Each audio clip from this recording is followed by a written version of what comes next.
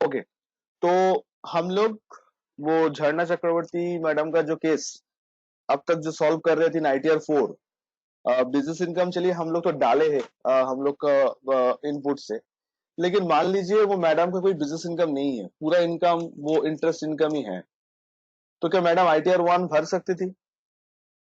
आपके पास मैडम का 26 एस है, एक बार 26 एस चेक करके बताओगे कि मैडम आईटीआर 1 भर सकते कि नहीं भर सकते?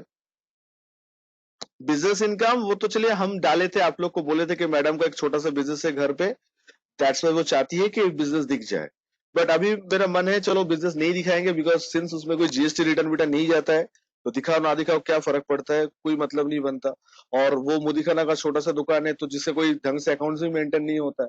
तो मैं चाहता हूँ जितना इनकम रिपोर्ट हो चुका है उतना ही हम लोग करके नक्की करें।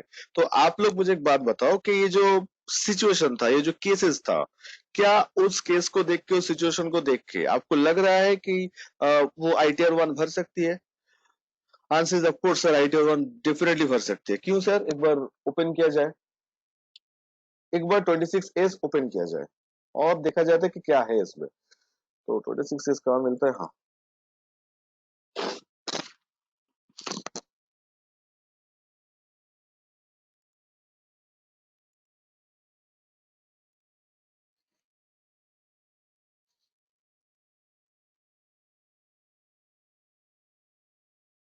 ठीक है, तो सर 26 एस में एक ही चीज हम लोग को दिखा सबसे अच्छे से, वो है सेक्शन। तो सेक्शन में क्या दिखा सर हम लोग को?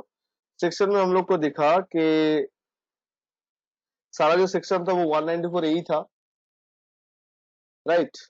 तो 194 ए मतलब क्या है सर? सर 194 ए मतलब हम लोग का सब इंटरेस्ट इनकम है। तो इंटरेस्ट इनकम हम लोग के लिए कौन सा हेड में जाता है? इंटरेस्ट इनकम हम लोग अदर सोर्स में जाएगा, तो ये मैडम का सारा अदर सोर्स इनकम है। तो अदर सोर्स इनकम के लिए हम लोग चाहे क्या कर सकते हैं, अदर सोर्स इनकम के लिए हम लोग आईटीआर 1 भर सकते हैं। तो according to the 26 S uploaded by the department, ये मैडम का हम लोग चाहे तो क्या भर सकते हैं, आईटीआर 1 भर सकते हैं। तो मैडम का आज इसी इंफॉर्मेशन को लेके, मतलब एक ही सोर्स ऑफ इनकम को लेके, that is income from other source, इसी सोर्स को लेके आईटीआर 1 फाइल करेंगे। ओके, चला स्टार्ट। तो आप लोग मुझे बताइए कि आईटीआर 1 फाइल करने के लिए हम लोग को चाहिए क्या क्या? अगर किसी क्लाइंट का आप आईटीआर 1 फाइल करने जा रहे हो, तो आपको क्या चाहिए? मतलब कि मान लो कल एक ही इनकम है, पेंशन का इनकम या फिर इस तरह का मतलब एक क्लाइंट का फाइल है आपके पास और आपको आईटीआर 1 फाइल करना है, पहले बोलो डॉक्यूमेंट्स क्या क्या चाहिए आपको टू अपलोड आईटीआर फाइल। आपके पास यूजर आईडी पासवर्ड है मैडम का, आप बना लिए हो, अब बोलो डॉक्यूमेंट क्या क्या चाहिए आईटीआर 1 फाइल करने के लिए? अच्छा, आंचल बोल रहे 26 एस, तो यूजर आईडी पासवर्ड है तो 26 एस आप लोग डेफिनेटली निकाल सकते हो। यस, आपके पास है वो, आई थिंक 26 एस है। देखो, रिटर्न फॉर्म का नंबर चेंज होने से 26 एस से कोई फर्क नहीं पड़ता। अब ऐसा नहीं है कि आईटीआर 1 के लिए अलग 26 एस है, आईटीआर 4 के लिए अलग से, nothing like that. 26 S is common, common for everything. Okay, return के लिए अलग कुछ नहीं होता। तो आप बोलो 26 एस चाहिए आप लोग को, ठीक है और कुछ? खाली 26 एस, और कुछ नहीं चाहिए? Guys, talking like a professional, आप फाइल करने वाले हो, फाइल पूरा रिटर्न सबमिट करोगे, और क्या चाहिए बोलो?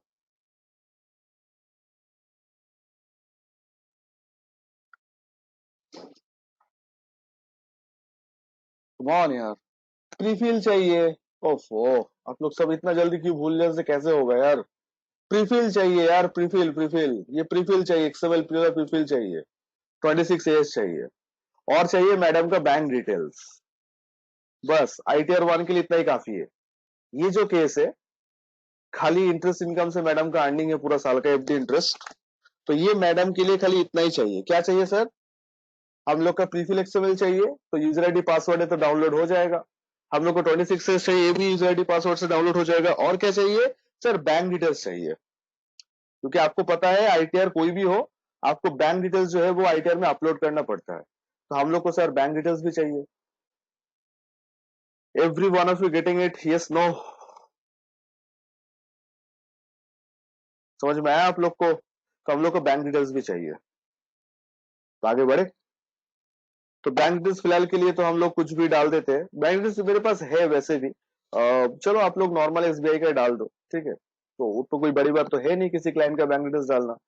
तो हाउ टू स्टार्ट। अब ये देखो, ये आपका प्रीफिल है आपके पास।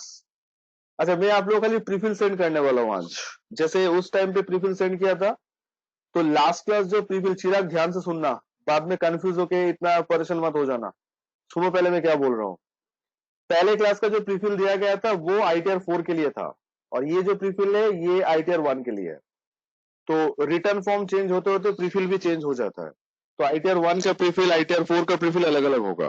तो आज जो प्रीफिल मैं आप लोगों को ग्रुप में शेयर करने वाला हूँ, that will be the ITR 1 का प्रीफिल। ये प्रीफिल लेके काम करना। लास्ट क्लास का प्रीफिल से आईटीआर 4 होगा, ये आईटीआर 1 के लिए है। अच्छा, आई थिंक आप लोग को पता है उसका प्रीफिल डाउनलोड कहाँ से करते हैं।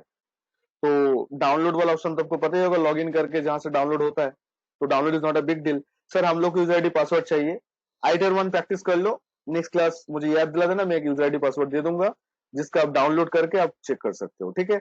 बट सर प्लीज कोई सबमिट मत करना, this is a request to all of you, कोई सबमिट मत करना प्लीज।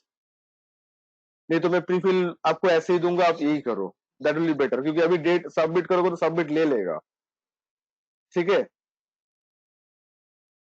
तो गाइज ये है हम लोग का आईटीआर 1 का सारा चीज। तो ये आईटीआर 1 डाउनलोड भी कर लिए। तो फॉर्म कहाँ से डाउनलोड होता है, प्रीफिल कहाँ से डाउनलोड होता है, ये पार्ट पता है ना आप लोग को। अच्छा, आईटीआर फॉर्म डाउनलोड करने के लिए कंफ्यूज हो जाते स्टूडेंट। मैं फिर से बता रहा हूँ, आईटीआर फॉर्म डाउनलोड करने के लिए आपको कभी भी यूजर आईडी पासवर्ड का दरकार नहीं पड़ेगा। I repeat guys, Java utility या एक्सेल यूटिलिटी कोई भी आईटीआर अगर आप डाउनलोड करना चाहते हो, तो आपको कभी भी क्या दरकार नहीं पड़ेगा, आपको कभी भी दरकार ये नहीं पड़ेगा कि यूजर आईडी पासवर्ड। बिना यूजर आईडी पासवर्ड आप पोर्टल में जाके बिंदास डाउनलोड कर सकते हो, it's not a big deal. हम लोग वही किए थे। तो पहले हम लोग इसको एक्सट्रैक्ट करेंगे अच्छे से, बिकॉज एक्सट्रैक्ट नहीं करके ओपन करोगे तो हो सकता है कि आपका प्रीफिल ओपन ना हो सकता है आपका दो चार ऑप्शन ओपन ना हो। तो ये जो फोल्डर आया, फोल्डर को ओपन करो, एंड फोल्डर के अंदर आईटीआर 1 बोल के जो पाथ है ये आप देख सकते हो।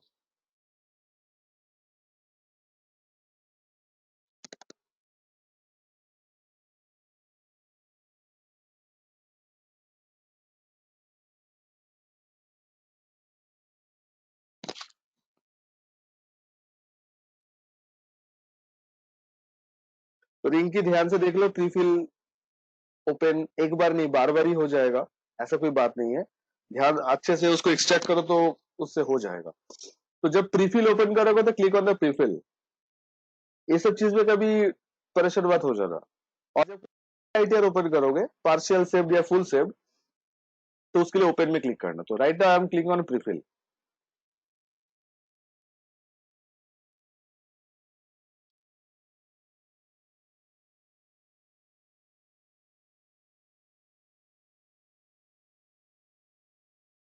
तो यहाँ पे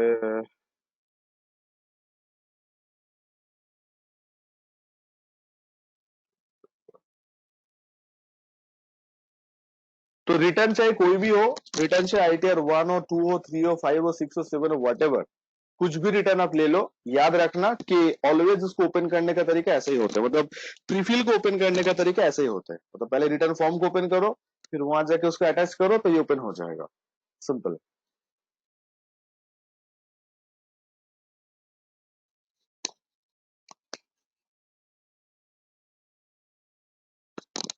ओके।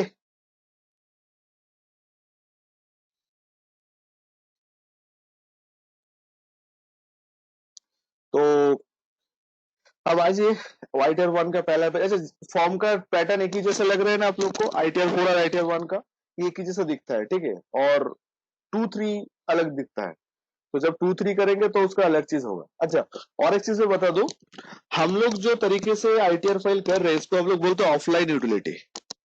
आई रिपीट दोस्तों, हम लोग जिस तरीके से आईटीआर फाइल कर रहे हैं इसको हम लोग बोलते हैं ऑफलाइन यूटिलिटी। और ये रिटर्न जो है ये ऑनलाइन भी अपडेट होता है। तो ऑनलाइन अपडेट करने के लिए आपका खाली याद रखना, आईटीआर पोर्टल में दो ही रिटर्न ऐसा है जो ऑनलाइन अपडेट होता है।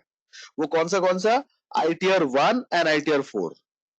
I repeat, ITR 1 and ITR 4 ये दो रिटर्न होता है जो ऑनलाइन आप अपलोड कर सकते हो। बट हम लोग क्लासेस में सारा जो रिटर्न फाइल देख रहे हैं वो सब ऑफलाइन यूटिलिटी ही देख रहे हैं, ऑनलाइन कोई भी चीज नहीं देख रहे हैं। तो याद रखना, अगर कहीं भी इंटरव्यू में पूछे कि आप लोग आईटीआर फाइल कैसे किए हो, तो आप लोग बताना ऑफलाइन यूटिलिटी को यूज करके। जावा जो यूटिलिटी जो यूज कर रहे हैं हम लोग, उसको ऑफलाइन यूटिलिटी बोलते हैं। आई थिंक जो लोग जीएसटी क्लास में हो, जो लोग जीएसटी क्लास हो चुके हैं, उन लोग को भी पता होगा कि जीएसटीआर 1 बोलो, जीएसटीआर 3 भी बोलो, उसका भी दो पैटर्न होता है, ऑफलाइन अपलोड या ऑनलाइन अपलोड। याद है ना आप लोग को, जो लोग जीएसटी क्लास कर चुके हो?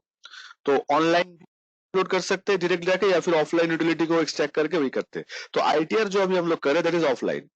तो बोलो तो टीडीएस क्या था हम लोग का? हम लोग जो 26 क्यू हम लोग बनाए थे, तो वो क्या था, ऑनलाइन की ऑफलाइन था? सर वो भी ऑफलाइन ही था। तो ऑफलाइन प्रैक्टिस सब लोग कर सकते हैं, और मार्केट में हम लोग ऑफलाइन ही प्रैक्टिस करते हैं, तो ऑफलाइन से काम बन जाते हैं हम लोग का। It's not a big deal for us, तो हम लोग आराम से कर लेंगे। तो गाइज अभी जो देख रहे हैं यहाँ पे, जो चीज हम लोग यहाँ पे सॉल्व करने जा रहे हैं, शुड बी लाइक दिस, कि ये जो आपका आईटीआर आप देख रहे हो, मतलब मीन्स दैट के आईटीआर 1 का, तो अभी हम लोग आईटीआर 1 में एक करके सब भरेंगे। तो ये सब चीज ऑफलाइन यूटिलिटी है, हम लोग भी ऐसे ही अपलोड करते हैं। तो आइए शुरू करते हैं, आईटीआर 4 के तरह ही ऑलमोस्ट है। तो बोलिए पहले कहाँ जाके चेंज करना होगा? आईटीआर 4 अगर आपको याद होगा तो बोलो कहाँ जाके चेंज करना है आप लोग को। सेम ही तो दिख रहा है, पूरा सेम ही है ऑलमोस्ट। तो ये नेचर ऑफ एम्प्लॉयमेंट क्या लेना है? आईटीआर 4 के लिए हम लोग नॉट एप्लीकेबल लिए, 1 के लिए क्या लेना होगा? सर वही लेना होगा, सिचुएशन थोड़ी चेंज हो रहा है। नहीं, नॉट एप्लीकेबल ही लूंगा चिराग, क्यों आदर्श लूंगा? अरे ये कहाँ जॉब कर रही है, कम ऑन यार। एम्प्लॉयमेंट का मतलब क्या है? जिनका इनकम फ्रॉम सैलरी होगा। तो मैडम का इनकम फ्रॉम सैलरी क्या है अभी? आप ही लोग तो बताओगे सर नहीं आदर्श सोर्स से, तो आप ही लोग सोर्स से फिर जगह सैलरी क्यों बोल रहे हो? सो गाइज एम्प्लॉयमेंट का मतलब होता है आप जॉब कहाँ कर रहे हो, you are earning income from salary. So madam is not earning income from salary. Not applicable में देखो एग्जाम्पल में क्या दिया है, फैमिली पेंशन एसेट्रा। तो जिसको सैलरी नहीं मिलता वो सब नॉट एप्लीकेबल करेगा। आपको शायद याद होगा, मैं आप लोग को भी बताया था कि आप लोग भी चाहो तो अपना रिटर्न भर सकते हो। इनकम क्या दिखाना है, वही ट्यूशन इनकम दिखा सकते हो, या कुछ कंसल्टेंसी फीस दिखा सकते हो, दिखा के आप भी अपना इनकम दिखा सकते हो इनकम टैक्स वालों को। तो क्या आप लोग जॉब कर रहे हो कि आप लोग इंडिपेंडेंट हो? आज अगर आप ट्यूशन फीस दिखाते हो पोर्टल में, तो आप क्या एम्प्लॉय माना जाओगे कि इंडिपेंडेंट माना चाहोगे? तो इंडिपेंडेंट का नेचर ऑफ एम्प्लॉयमेंट क्या होगा? ऑलवेज नॉट एप्लीकेबल होगा। इंडिपेंडेंट का नेचर ऑफ एम्प्लॉयमेंट क्या होगा? ऑलवेज नॉट एप्लीकेबल होगा। Every one of you getting this? Yes, no? Always क्या होगा हम लोग का? ऑलवेज ये नॉट एप्लीकेबल होगा।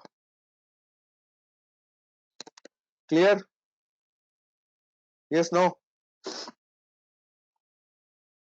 ओके, आगे बढ़ू, शैल आई प्रोसीड? फाइन। तो नॉट एप्लीकेबल। अच्छा ये वाला पार्ट, इसमें कोई तो दुविधा तो होना नहीं चाहिए। वो इलेक्ट्रिसिटी वाला फालतू वाला प्रोविजन आ रहा है, तो हम लोग इसको भी क्या करेंगे? नो कर देंगे।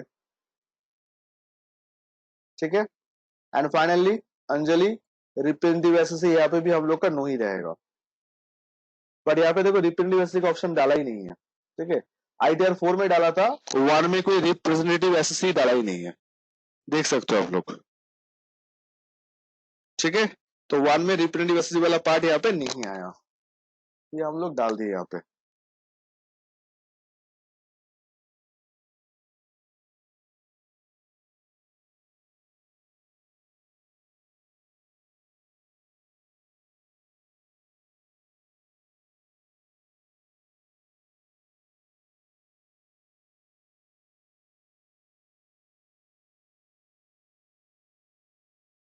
ओके, तो आईटीआर 1 का पहला page is clear I think. Same as ITR 4 ही था, खाली रिप्रेजेंटेटिव एसएससी वाला पार्ट नहीं है। ये जब आप फाइल करोगे ना, तो आप कंपेयर करते जाना कि 1 में कहाँ क्या भरना पड़ता है, 4 में क्या भरना पड़ता है। इसके लिए कोई हार्ड एंड फास्ट रूल नहीं है, मैं आप लोग अभी इसके लिए रूल नहीं सिखा सकता हूँ। आपको अलग में गाइड कर सकता हूँ कि ऐसे भरना चाहिए। आप जितना इसको प्रैक्टिस करोगे नाइट, दिन में एक बार अगर आप प्रैक्टिस करोगे आईटीआर 1 आईटीआर 4, तो आपको प्रैक्टिस करते करते पता चल जाएगा कि कहाँ पे यस यस करना होता है, कहाँ पे नो करना होता है। तो इसके लिए कोई किताब नहीं बना आज तक कि ITR 1 कैसे फाइल करे, 2 कैसे फाइल करे। तो ये ऐसे ही करते करते हम लोग सीखते हैं। तो जो स्टूडेंट जितना बार प्रैक्टिस करेगा इसको, उसका उतना ही ग्रिप आ जाएगा। ग्रिप इन द सेंस उसको पता होगा टेक्निकलिटी कि कहाँ पे यस करना होता है, कहाँ पे नो करना होता है, etcetera etcetera. Getting my point? दोस्तों ये था हम लोग का पहला ऑप्शन। ओके, ये वाला part. Now move on to the next part, computation of income and income tax. अब इसमें आप देख सकते हो, ये वाला पेज में ऑटोमेटिकली आप देख सकते हो कि इनकम जो ये इसमें था, क्या बोलते हैं आपका,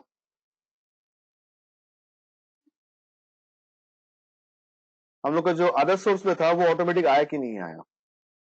ये भी आपको देख सकते हो, देखो आ गया 3,87,818 राउंड अप करके आ गया, जैसे ITR 4 में आया था। तो ये इसलिए बार बार प्रीफिल के साथ आ जा रहा है बिकॉज ये 26 एज में रिपोर्ट हो गया इसलिए। तो जब तक 26 एज में रिपोर्ट नहीं होगा तब तक ये चीज आप लोग को प्रीफिल के साथ साथ नहीं आएगा। तो प्रीफिल के साथ साथ आ रहा है मतलब कि आपका ये चीज ऑलरेडी 26 एज में अपडेट हो चुका है। तो आप लोग देख सकते हो 3,87,818 ऑलरेडी प्रीफिल में अपलोड हो चुका है। ओके परेश, डिडक्शन कहां मिलेगा? आप देख सकते हो डिडक्शन ये है, ठीक है, अगर ये वाला, ये आपका ATC का deduction and all that. Okay अच्छा, यहाँ पे एक चीज आप देखो, नोटिस करो, ये बात क्या हम लोग डिस्कस किए थे लास्ट क्लास, ये ड्यूरेशन टाइम का एक चीज लिखा है यहाँ पे देखो, whether you have made any investment deposit payment between 1/4/2020, 31 March, 31 July 2020, something like that. ये बात हम लोग शायद रिटर्न पे नहीं बोले होंगे बट कभी तो बोले होंगे। कोई मुझे याद दिला सकते ये बात हम कब बोले थे?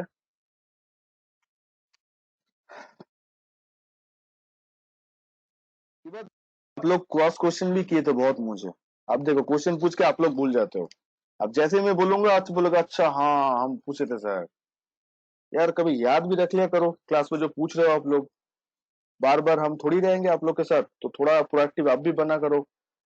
याद है हमें बताया था कि इस बार फाइनेंशियल ईयर जो क्लोजिंग है वो 31 मार्च तक हो रहा है, लेकिन ATC क्लेम करने के लिए आपके पास 30 जून तक टाइम था, ऐसा बोले थे हमें आप लोग को कि 30 जून तक अगर आप डालोगे तो वो डिडक्शन आप क्लेम कर सकते हो। तो बाद में उसको एक्सटेंड करके 31 जुलाई कर दिया गया था, 30 जून को। याद आ रहा है कि 31 मार्च तक अगर आप प्रीमियम भर रहे हो तो आपको ATC मिलेगा, 31 मार्च तक अगर प्रीमियम भर रहे हो तो आपको ATD मिलेगा, आपको PPF का डिडक्शन मिलेगा। लेकिन पेंडेमिक के लिए, कोरोना वायरस का लॉकडाउन के लिए 31 मार्च तो बैंक बंद था, आई मीन सब चीज बंद था, वो तो फास्ट फेज 1 का लॉकडाउन था, तो बहुत ही सब जगह बंद था, किसी को बाहर निकलने नहीं दिया। तो गवर्नमेंट ने बोला था कि साल खत्म 31 मार्च में होगा, लेकिन अगर कोई भी बंदा 31 मार्च के बाद भी पैसा डाले, पिछले साल का पैसा, तो भी उसको डिडक्शन मिल जाएगा। आपको ये बात बोले थे कि मेरा मार्च मंथ का LIC का प्रीमियम, मेरा मार्च मंथ का हेल्थ इंश्योरेंस का प्रीमियम, या मार्च मंथ पे अगर मैं PPF पे पैसा नहीं डाल सका तो कोई दिक्कत नहीं है, हम लोग के पास ऑप्शन है 30 जून तक। याद आ रहा है तो कभी पढ़ के भी समझा करो यार क्या चीज के लिए बोल रहा है। तो ऐसा हुआ है इस बार। गाइस थोड़ा प्रोएक्टिव बनो, प्रोएक्टिव, अपने आप को थोड़ा जगाओ। आई नो घर बैठे बैठे बोर हो जा रहा हो, it's quite natural, but we don't have any option. अभी इसी को आदत डाल लो, अभी अब क्या करें। तो सर दिमाग जो है वो बंद नहीं होना चाहिए, has to be always on active mode. तो गाइस आप देख सकते हो 1/4 से 31/3 तक, 31/7 तक का बात हुआ। हम लोग 30 जून तक बोले थे बिकॉज उस टाइम पे 30 जून तक ही बोला था, बाद में जाके वो 31 जुलाई एक मंथ और एक्सटेंड कर दिया। मतलब मेरा लास्ट ईयर मतलब 19-20 फाइनेंशियल ईयर का कोई भी इन्वेस्टमेंट का अमाउंट, कोई भी लाइफ इंश्योरेंस प्रीमियम का अमाउंट, कोई भी आपका हेल्थ इंश्योरेंस का अमाउंट अगर मैं इस पीरियड के अंदर दे देता विद फाइन और विदाउट फाइन तो मुझे डिडक्शन मिल जाएगा। बात ये हुआ था गाइस, इस साल का नहीं, मतलब उस टाइम में मैं समझाया था, आप लोगों को शायद याद होगा। LIC premium quarterly, monthly, half yearly होता है, सबको पता है। LIC के एग्जाम्पल ले लेते हैं, हर घर का बात है, घर घर में मिलता है ये चीज। तो लाइफ इंश्योरेंस प्रीमियम का क्वार्टरली मिलता है। तो हम लोग का जो लास्ट क्वार्टर था, Q4 ऑफ 1920 फाइनेंशियल ईयर, तो जनवरी फरवरी मार्च था और 25 तारीख से लॉकडाउन चालू हुआ था। तो 31 मार्च में कोई भी लोग पैसे जमा नहीं कर पाया। कैसे कर पाएगा सर, लॉकडाउन चल रहा है, बाहर जा नहीं पाएगा, किसी के साथ बात नहीं कर पाएगा, सोशल डिस्टेंसिंग, शुरू शुरू में बहुत कुछ रेस्ट्रिक्शन माना गया था, लाया गया था, आपको शायद याद होगा, बिकॉज आप लोग आई विटनेस किए हो उस टाइम से ही। तो उस टाइम पे गवर्नमेंट बोला है कि कोई बात नहीं, अगर क्वार्टर 4 का कोई भी ड्यू अमाउंट अगर क्वार्टर 4 खत्म होने से पहले तक नहीं पे हो रहा है, कोई दिक्कत नहीं है, नेक्स्ट साल जो आ रहा है उसका 31 जुलाई तक अगर क्वार्टर 4 का अमाउंट आप दे दे रहे हो तो आपको डिडक्शन ग्रांट हो जाएगा। लेकिन सर आपको नहीं लग रहा है ये अप्रैल टू जुलाई के अंदर क्वार्टर 1 भी आ गया है? ये जो अप्रैल टू जुलाई है इसके अंदर तो क्वार्टर 1 भी आ गया ना करंट फाइनेंशियल ईयर का। कम ऑन यार, इसके अंदर आ गया तो क्वार्टर 1 भी। तो ये क्वार्टर 1 का बात नहीं हो रहा है, ये जो करंट फाइनेंशियल ईयर का जो क्वार्टर 1 है उसका प्रीमियम का बात नहीं हो रहा है, उसका प्रीमियम का रिडक्शन तो आपको नेक्स्ट ईयर मिलेगा। बात हो रहा है लास्ट ईयर का जो क्वार्टर 4 था, लास्ट ईयर का जो क्वार्टर 4 था उसका प्रीमियम अगर इस पीरियड के अंदर अगर आप दे रहे हो तो उसी साल ही आपको डिडक्शन मिलेगा। कौन सा साल? प्रीवियस ईयर का ही मिलेगा आपको। भले आप करंट ईयर में दे रहे हो तो क्या हुआ? बात समझ में आया आप लोग को? आईटीआर 4 में ये नहीं था, ये वाला ऑप्शन 1 में आया। क्लाइंट को कन्विंस कर पाओगे, द मोस्ट कंफ्यूजिंग वाला पार्ट है ये। लोग क्या समझते पता है, लोग समझते हैं ये जो क्वार्टर का प्रीमियम उसका भी डिडक्शन ले लूंगा और लास्ट ईयर का भी ले लूंगा, टोटल 5 क्वार्टर का डिडक्शन ले लूंगा। ऐसा एकदम भी नहीं बोला गया है। 5 क्वार्टर कैसे समझ रहे हैं? 4 पिछला का और 1 करंट का, टोटल 5 क्वार्टर का डिडक्शन। लोग डिपार्टमेंट ऐसा एकदम भी नहीं बोला है। डिपार्टमेंट बोला है कि लास्ट क्वार्टर जो था लास्ट फाइनेंशियल ईयर का उसका अगर मिस हो जा रहा है और वो अगर करंट ईयर पे हो रहा है वो भी 31 जुलाई से पहले तक, तो ही मैं आपको डिडक्शन अलाउ कर सकता हूं लास्ट ईयर के लिए, बिकॉज ऑफ द पेंडेमिक और कोविड-19 का स्प्रेड होने के लिए। तो मेरा क्लाइंट का ऐसा कुछ भी नहीं है तो मैं नो करूंगा। बट आप चेक कर लीजिएगा, रियलिटी में माशाल्लाह जब आप पढ़ाई करोगे तो आपका ये जो पार्ट है हो सकता है ये यस करना पड़े। तो ये बात आपको क्लाइंट से पूछ लेना पड़ेगा कि भैया ऐसा हरकत हुआ है आपसे, मार्च मंथ के बाद जाके कोई प्रीमियम भरे हो आपने, एलआईसी का हो, लाइफ हेल्थ इंश्योरेंस का हो, पीपीएफ का हो, एफडी का हो, अगर कराया हो तो बताइए, क्योंकि डिडक्शन आपको मिल जाएगा। तो पहले बोलो आप लोग कन्विंस हुए हो? सारा स्टूडेंट, ऑलमोस्ट 40 स्टूडेंट साथ साथ हम लोग पढ़ रहे हैं अभी क्लास में, सब लोग कन्विंस हुए हो इस प्रोविजन से कि why we are doing this, every one of you? Fine, चलिए। तो डिडक्शन आप देख सकते हो कहां पे है डिडक्शन। तो दोस्तों इतना तो पता है आप लोग का कि कौन सा टेबल के अंदर डिडक्शन आते हैं, ये बात आपको समझ में आ गया आईटीआर 1 एंड आईटीआर 4 का। तो आईटीआर 1 एंड आईटीआर 4 का सेम ही टेबल में डिडक्शन आता है, वो भी टेबल नंबर 2। पहला टेबल जनरल इंफॉर्मेशन था, second table computation of tax, जहां पे ये चीज आते हैं।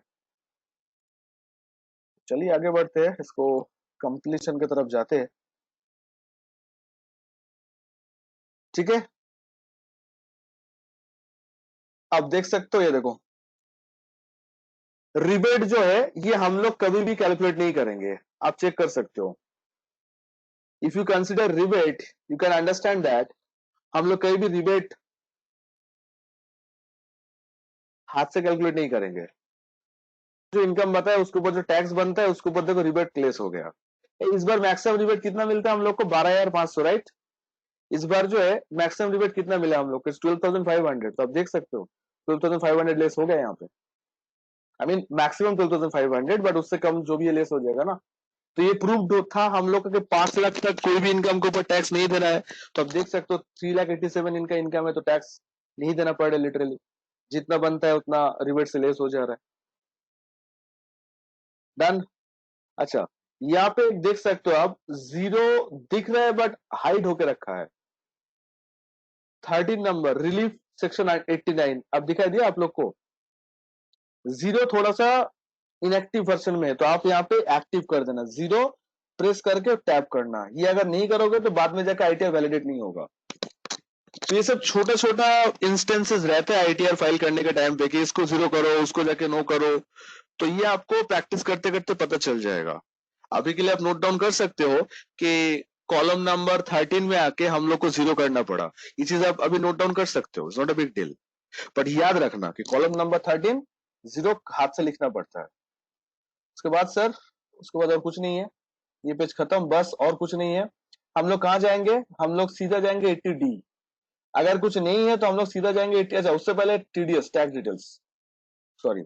अब टैक्स डिटेल्स में आके आप इंटरेस्टिंग चीज देखोगे, ITR 4 जो था उसमें आप लोगों को काफी चीज करना पड़ा। आई थिंक आपको याद होगा, जो लोग प्रैक्टिस किए वो लोग भी घर पे किए होंगे। पहले रो को सिलेक्ट किए, फिर उसको एडिट किए। बट ITR 1 में जैसे मैं एडिट रो कर रहा हूं, देखो ऑलरेडी ये प्रीफिल होके आ रहा है। इसमें आपको कुछ नहीं करना पड़ेगा। आई रिपीट, ITR 1 में आपको TDS के लिए कुछ नहीं करना पड़ेगा। आपको पता होगा ITR 4 में आपको हाथ से ये 96,000 हाथ से डालना पड़ा था। याद आ रहा है आप लोग को?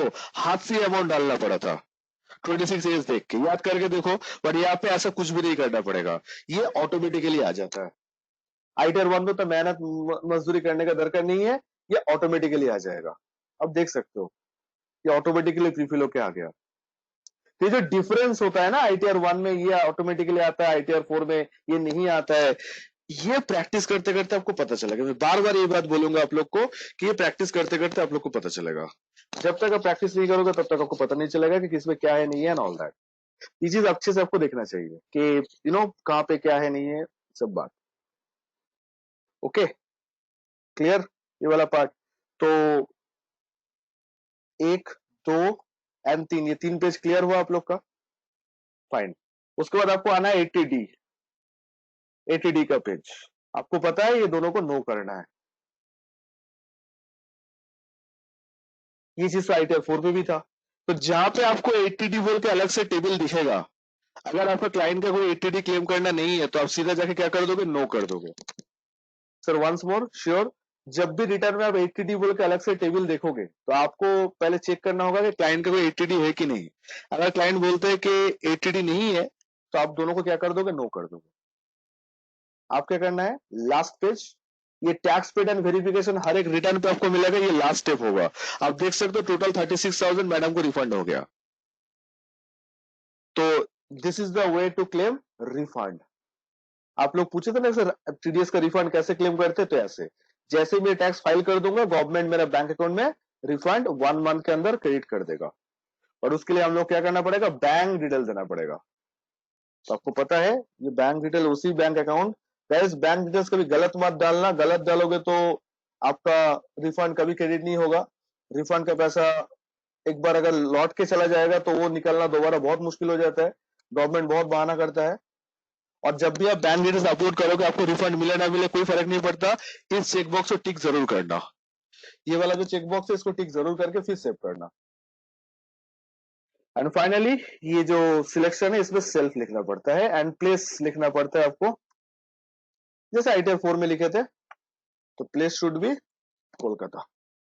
आप लोग अपने एरिया लिख सकते हो, हावड़ा लिख सकते हो, हुगली लिख सकते हो, जहां से आप फाइल कर रहे हो। ओके, फिर उसके बाद हम लोग क्लिक करेंगे वैलिडेट। तो मेरा शीट देखो एक बार में वैलिडेट हो गया। अगर मेरा शीट वैलिडेट होगा तो मैं क्या करूंगा, सेव करूंगा। वैलिडेट होने के बाद फाइनल सेव के लिए सेव करना पड़ेगा, ठीक है। अच्छा, बार बार ये वार्निंग मैसेज आ रहा है, क्या वार्निंग मैसेज आ रहा है, please verify that TDS statement is submitted in for complete financial year. ये बात क्या हम लोग कर चुके हैं, एक बार पढ़ के बताओ तो। ये जो वार्निंग मैसेज बार बार आ रहा है हम लोग को, ये क्या ऑलरेडी हम लोग डिस्कस कर चुके हैं? एक बार पढ़ के बताओ तो एक बार। TDS स्टेटमेंट मतलब क्या होता है, ये हम अपलोड करेंगे कि मेरा पेयर अपलोड करेगा? ये TDS स्टेटमेंट जो है ये हम अपलोड करेगा कि मेरा पेयर अपलोड करेगा? ये TDS स्टेटमेंट किसका रेफर कर रहा है, मेरा कि पेयर का? सर पेयर का। याद है ना आप लोग को कि 26 एज जब तक पूरा अपडेट ना हो तब तक फाइल मत करो, क्योंकि आपको पता है कि 26 एज में अगर इनकम्प्लीट रह गया तो आपका मिसमैच हो जाएगा। ये बात हुआ था तो आप लोग से याद आ रहा है कि नहीं आ रहा है दोस्तों? तो यहाँ पे आप देख सकते हो 31 मार्च तक अपलोड हो चुका है। तो जब तक 31 मार्च तक अपलोड नहीं होगा तब तक रिटर्न फाइल मत करना, उससे क्या हो जाएगा, मिसमैच हो जाएगा। इसी का वार्निंग बार बार दे रहे हैं। देखो, please verify that TDS statement is submitted for the completed financial year. Yes sir, कर लिया वो। तो वैलिडेट सक्सेसफुली। तो हम लोग फाइनल स्टेप का क्या नाम देंगे, XML 2021 सेव। सेव करने के बाद अगर सक्सेस वाला मैसेज आए तो आपको पता है yes, it is ready for update. Sir refund कब मिलेगा? जैसे ही मैं सबमिट कर दूंगा, रिटर्न सबमिट होगा, सबमिट करने के बाद वैलिडेट होगा आधार कार्ड से, जैसे ही वैलिडेट हो जाएगा 1 मंथ के अंदर ये 36,000 क्लाइंट के अकाउंट में आ जाएगा. This is the way to claim the refund. आपके पास अगर कोई रिफंड क्लेम करने के लिए क्लाइंट आए तो रिफंड क्लेम ITR के थ्रू होता है, अलग से कोई रिफंड का फॉर्म नहीं होता है. रिफंड पहले बोलो, रिफंड क्या चीज से क्लेम करेंगे हम लोग? इनकम टैक्स से क्या चीज से क्लेम रिफंड करेंगे दोस्तों? इतना तो पता होना ही चाहिए आप लोग को. इनकम टैक्स से हम लोग रिफंड क्लेम करेंगे. देखिए भी सोच के बता रहे हो.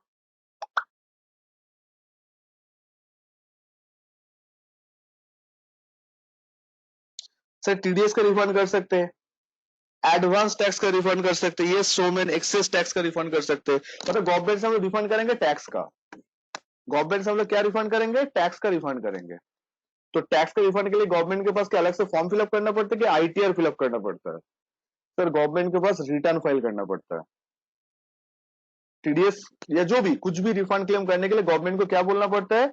गवर्नमेंट के पास इनकम टैक्स रिटर्न फाइल करना पड़ता है. तो इनकम टैक्स रिटर्न फाइल से हम लोग को गवर्नमेंट से क्या मिलता है? रिफंड मिलता है. तो बहुत स्टूडेंट का ये भ्रम होता है कि रिफंड के लिए अलग फॉर्म होता होगा, हम लोग को सबमिट करना पड़ता है. नथिंग सर, ITR में क्लेम करना पड़ता है. तो यहाँ पे कितना अमाउंट का रिफंड मिलेगा हम लोग को? आप देख सकते हो इतना अमाउंट का. तो you are applying for refund. अच्छा गवर्नमेंट क्या लगता है, गवर्नमेंट आपको फटक से दे देगा कि गवर्नमेंट भी वेरीफाई करेगा? सर पहले गवर्नमेंट वेरीफाई करेगा. अगर इतना रिफंड आपका बनता है, आपको अगर झूठा स्टेटमेंट नहीं दिए हो तो गवर्नमेंट चुपके से आपको ये अमाउंट बैंक में, ये बैंक अकाउंट जो आप डाले हो इसमें क्रेडिट कर देगा. एक जमाना था जब रिफंड का चेक आता था, अभी गवर्नमेंट चेक नहीं भेजते, डायरेक्टली गवर्नमेंट ECS कर देता है. I think that's better. ये ECS करने बेटर होता है. चेक आएगा, कौन रिसीव करेगा, पोस्ट ऑफिस से आएगा, फिर बैंक में डाले, टेक्स टाइम. तो अभी सब ECS के थ्रू हो जाता है. तो कोई भी रिफंड का अमाउंट हाथ पे नहीं मिलता, सीधा आपका अकाउंट में आ जाएगा. और इसका भी स्टेटस चेक करना आता है. तो हम लोग एक बार अपलोड करने के बाद चेक करेंगे कि रिफंड का स्टेटस कैसे चेक करते हैं, मतलब रिफंड कहां तक पहुंचा. तो आप रिफंड स्टेटस चेक कर सकते हो. तो ITR 1 एंड ITR 4 में जो भी ITR हम लोग अब तक भरे वो TDS रिफंड का था. तो सर एक रिटर्न तो बनता है जिसपे टैक्स पेबल आएगा, ऑफ कोर्स एक रिटर्न बनता है. तो हम लोग परसों क्लास जब मिलेंगे थर्सडे को, उस क्लास में हम लोग टैक्स पेमेंट का बात करेंगे, जिसपे हम लोग का टैक्स पेमेंट आएगा. Every one of you getting this? Yes, no? So guys ये था हम लोग का मतलब सिचुएशन, पूरा कहानी of ITR 1. I think it's quite easy. अगर ये डिस्कस नहीं करके अगर करोगे तो मैक्सिमम आपको पता है प्रीफिल अगर आ जाता है तो 10 से 15 मिनट लगेगा हार्डली ITR 1 को सबमिट करने में, अगर प्रीफिल है तो आपके पास. तो इस बार क्या पता चला कि सर इस बार TDS को कुछ चेंज करना पड़ा कि ऑटोफिल होके आ गया. तो ITR 1 में ऑटोफिल होके आ गया, TDS को कुछ चेंज नहीं करना पड़ा. बट ITR 4 में चेंज करना पड़ा था, बोलना पड़ा था कि कितना अमाउंट आया, क्या उसका सोर्स है, वगैरह वगैरह. तो ये डिपेंड करते हैं कौन सा रिटर्न फाइल कर रहे हो, नहीं कर रहे हो, ऑल दैट. अच्छा दोनों ही रिटर्न में डिडक्शन चैप्टर 6 से कहाँ क्लेम करना है पता है आपको? कंपटीशन ऑफ टैक्स में क्लेम करना है. ठीक है, कंपटीशन ऑफ टैक्स में आके आपको यहाँ पे क्लेम करना है. मैडम कुछ बोलना है आपको? तुलिका मैडम कुछ बोलना है आपको?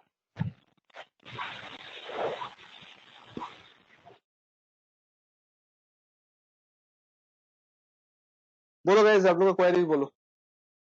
लिख लियो इनिशियली कहाँ क्या लिखना होता है. मेरे हिसाब से लिख लेना सही रहता कि किसके बाद कौन सा पेज पे जाना है. एक बार लिखना तो बनता ही है, फिर एक बार प्रैक्टिस करने के बाद आपको दिमाग में घुस जाएगा. मुझे बहुत ही अच्छा ये ऑटोफिल होके आएगा, वो जो आपका बात बोले थे ना 1-4 और इसके भीतर जो था वो वाला पार्ट, अब देख सकते हो अलग अलग करके आ रहा है. तो वो होगा तो डालेंगे और कुछ नहीं. तो ये चीज तभी एक्टिव होगा जब उसको आप यस करोगे. किसको यस करोगे? ये टैक्स डिटेल्स में जाके जब ये यस करोगे ना, सॉरी यहाँ पे जाके डिडक्शन में जब यस करोगे तब जाके वो देगा.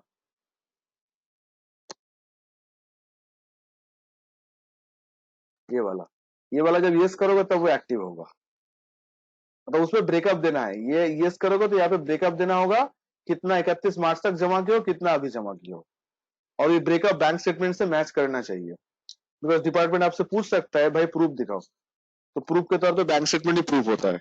और वैसे भी आपको पता है कि मेडिक्लेम का पैसा अगर डिडक्शन क्लेम करना है तो चेक से पेमेंट करना पड़ता है, बैंकिंग मोड से पेमेंट करना पड़ता है, कैश नहीं चलता है। और एल आई सी का रिसिप्ट ही प्रूफ होगा, जो एल आई सी का रिसिप्ट, प्रीमियम रिसिप्ट का कॉपी आता है वही प्रूफ हो जाएगा।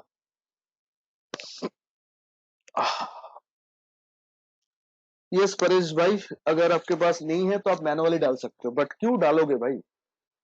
जब आपका क्लाइंट ई फाइल के जाएगा तो उसका प्रीफिल रहेगा, तो प्लीज ये मैनुअली भरने का तरीका दिमाग से ड्रॉप करो। ठीक है सर।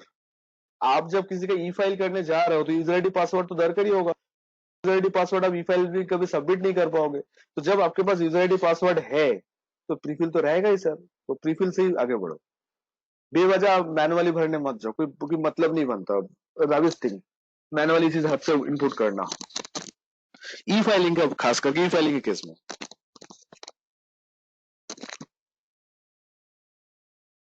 ठीक है इप्सिता, रिकॉर्डिंग देख लेना। यस गाइस, बोलो और किसी कोई क्वेरी आईटीआर 1 को लेके? तो आईटीआर 1 और मैं दोबारा रिवाइज, अगर कोई सैलरी वाला क्लाइंट मिले मुझे इस बार, तो मैं एक बार आईटीआर 1 दोबारा दिखा दूंगा कि आईटीआर 1 सैलरी के साथ कैसे भरते हैं।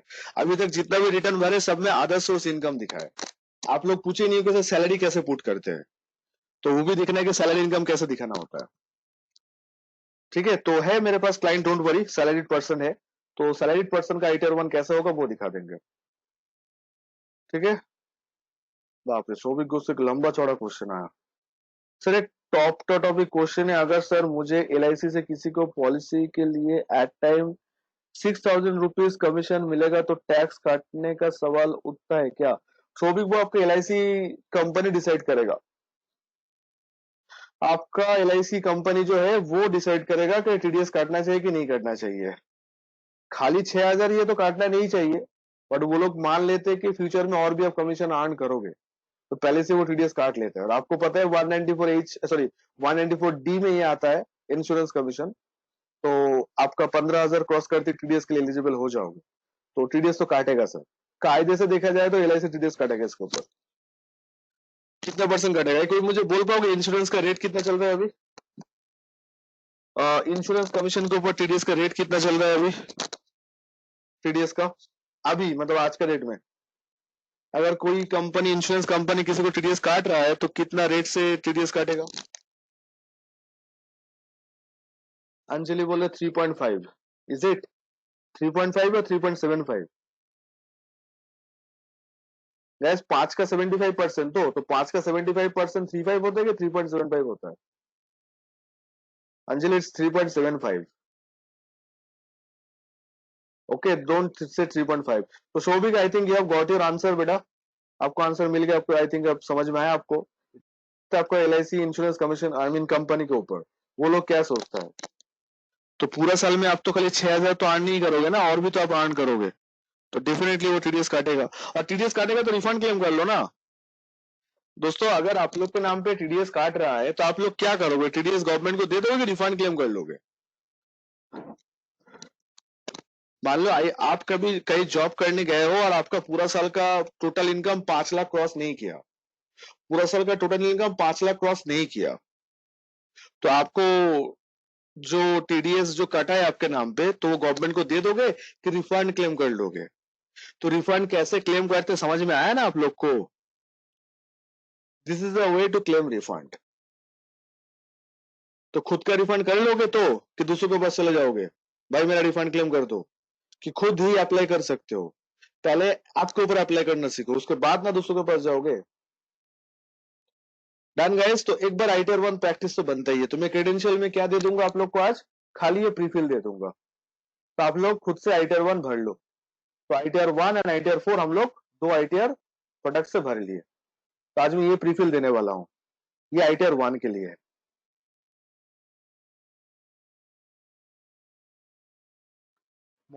आईटीआर 1 भर रहे दोस्त, ये कैसा क्वेश्चन बोल रहे हो बाबू? आईटीआर 1 में बिजनेस क्यों आएगा? हम तो मान ही लिए कि इस मैडम को भी बिजनेस इनकम है ही नहीं, हम लोग दिखाएंगे नहीं।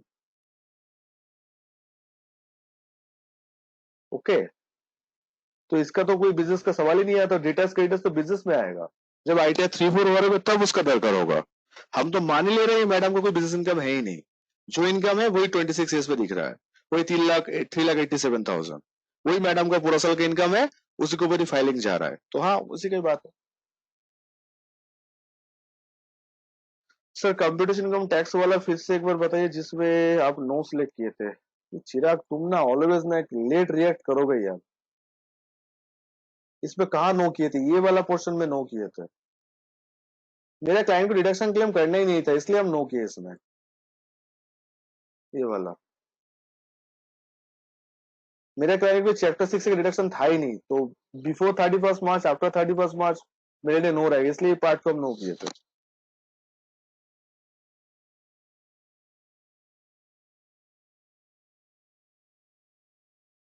गाइस, कोई कंफ्यूज नहीं हो तो इसमें हम कितना भी कराता हूँ, आईसीए वालों को लगता है स्टूडेंट को कुछ नहीं आता है। तो आप लोग का ये जो आप लोग के ऊपर स्टैंप है, ये एक्सेप्ट कर ले रहे हो कि चैलेंज कर रहे हो? नहीं, ऐसा पुराना कहावत है, मैं मजाक नहीं कर रहा हूँ सुबह सुबह आप लोग के साथ। आईटीआर 1, 2, 3, 4 चारों आईटीआर करने के बाद भी आईसीए वाला बोलते हैं हम लोग के स्टूडेंट को आईटीआर आता ही नहीं है। ये इल्जाम सदियों से आ रहा है। मेरा अगस्त मंथ में टोटल 5 साल कंप्लीट हो गया आईसीए में। कल 3 अगस्त था, तो 2015 का 3 अगस्त में आईसीए में ज्वाइन किया था। फर्स्ट क्लास हम उसी दिन लिए थे, मुझे याद है आज भी। तो ये 5 साल में ये लालचन मुझे बहुत बार सुनने को मिला। तो आप लोग क्या इसको सही साबित करोगे कि गलत साबित करोगे? मतलब आपको आईटीआर आता है कि नहीं आता है, ये बात को। तो अब ये तभी ये बात को गलत साबित कर पाओगे जब प्रैक्टिस करोगे। ठीक है? तो देख तो लिया, आईटीआर 1 भरने के लिए, आईटीआर भरने के लिए कोई डिग्री का दरकार तो है नहीं। जो दरकार है वो practice and determination. I think वो आप लोग कर सकते हो। गाइस, इसमें कोई रैंक होल्डर या फर्स्ट सेकंड का कोई मतलब नहीं बनता। It's all about the practice. जैसे ही प्रैक्टिस करोगे आप चैंपियन बनोगे। Similar with me also. अगर आज हम आईटीआर फाइल करना छोड़ देते हैं, तो हो सकता है 1 साल बाद मुझे दोबारा सीखना पड़े, क्योंकि प्रैक्टिस नहीं रहेगा ना। तो सिंस मैं प्रैक्टिस कर रहा हूँ लास्ट 3 साल से, 3-4 साल, 2016 से मेरा आईटीआर का करियर स्टार्ट हुआ है। तो करते करते मैं 4 साल का चेंजेस देख चुका हूँ। 2016 में आईटीआर 1 ऐसा नहीं आता था, थोड़ा और ज्यादा इन्फॉर्मेशन मांगता था। तो हर साल कुछ ना कुछ चेंज मुझे समझ में आता है, तो आई कैन फील कॉन्फिडेंट कि चेंज कुछ भी आई कैन मैनेज। ये तभी हो पाया जब मैं रिटर्न फाइल खुद से किया। तो आप लोग के पास केस अवेलेबल होगा, प्रीफिल अवेलेबल होगा, इन्फॉर्मेशन होगा, तो आप भी फाइल करके सेव करो, बात बन जाएगा। सबमिट करना कोई बड़ी बात है नहीं दोस्तों। ये सबमिट करना है, 1 स्टेप दूर है। क्लिक ऑन सबमिट, पासवर्ड डालते ही सबमिट हो जाता है। सबमिट पे क्लिक करने के बाद नीचे देखो एक ऑप्शन आएगा, यहाँ पे आप पासवर्ड डालो, इसको नो करो, करके सबमिट करो, आपका रिटर्न सबमिट। तो ये कोई हाई फंडा टास्क नहीं है, आप आराम से कर सकते हो। ठीक है?